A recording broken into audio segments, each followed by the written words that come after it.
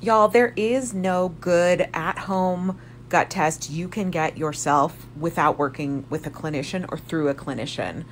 Um, they don't exist. So, a lot of these companies like Everlywell, the quality of their tests are not great, and they don't produce the same results over and over again if you were to take multiple tests like in one day.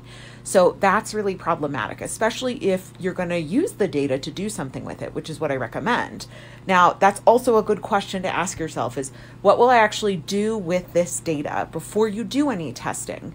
That's why I really recommend that you consider something like the Balanced Hormone Blueprint. It's my personalizable gut and hormone healing course, which is going to teach you all of the things you're going to need to do anyways. And so a lot of people jump to testing and it's like, well, hold on.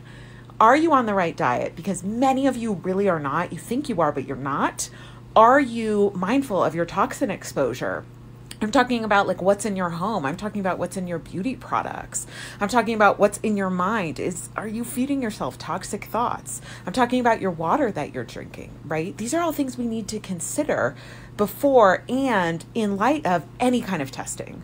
So in my practice, my team runs GI maps primarily. These are really, really great stool tests that give us a lot of important data, but it's not necessarily the first step that we take with a client, again, because these things are complex. So in the world of testing, know that things like simple blood work, fantastic, right? You want to get that yourself, go for it. But also make sure you're working with somebody who can interpret them from a functional lens. Very different than a Western medicine doctor interpreting them, by the way. Very different than you looking online and interpreting yourself typically too.